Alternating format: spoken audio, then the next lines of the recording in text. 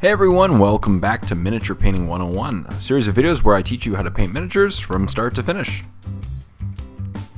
And this is now part 12 of my series, all about glazes. So, here's the Space Marine that we've been working on in the Ultramarines color scheme. And as you can see, there's a very stark contrast between the highlights and the base coat. There's a lot of contrast, so it's up to you. But if you want to tone down the contrast and blend these colors as well as drop them down a little bit more into the darker blue spectrum, you can use a product called a glaze. And glazes are a specially formulated paint which will attain these results and easily blend this miniature's colors to reduce the contrast of the miniature. So what next? It is time to use a glaze.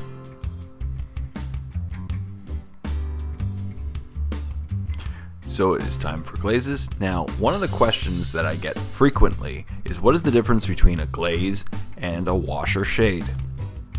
So, a wash or shade, such as the one on the left, Drakenhoof Nightshade, they are used to create more contrast. They get in their crevices and the recesses and they darken them. They have a very, very low surface tension, so they get into those recesses very easily, and they're made to increase the contrast and darken the recesses and edges.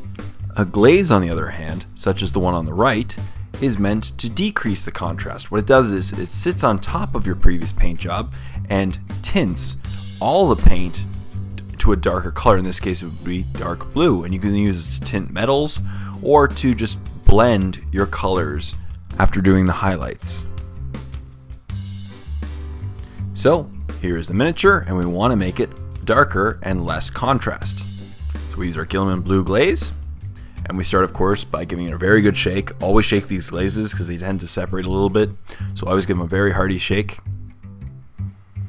And rather than pouring them into a palette, which I typically do with my paints, I just typically use my brush. I use the same brush that I paint with, and I just take a little bit of glaze out of the lid.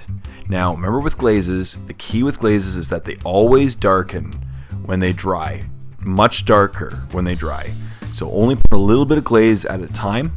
And what I just do is I start on a surface and I go until the entire surface is done. And as I mentioned, it will darken as it dries. So don't be fooled. The urge that a lot of new people do with these glazes is to put a lot of glaze on the surface. And what it does is it really darkens the surface past the point in which you really wanted to accomplish.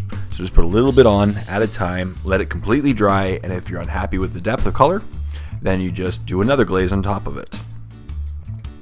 But as you can see, with this glaze, I'm just putting a little bit on my brush at a time and going over surface one area at a time, and is already starting to really darken these areas and tone down the contrast between the base coat and the highlights, which we accomplished in the previous steps.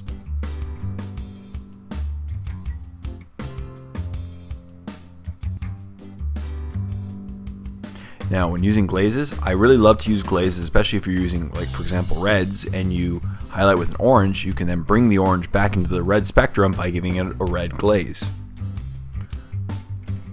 It's also a really nice way of producing some glowing effects on plasma weapons, for example. You can highlight with almost a white and then bring it back to the blue by giving it a blue glaze. So I just continue by putting the glaze all over the miniature, all over the armor areas, and this will just blend those colors really nicely together when it dries.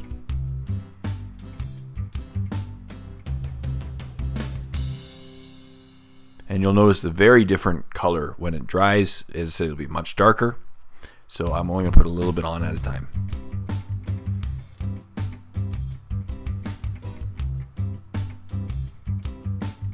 And here's just what it looks like out the side. I'm just speeding it up because, as you can see, I'm just applying it evenly throughout one even nice coat to every area of the miniature. That way when it dries, there's no lines of dryness like what you can get when you use a wash.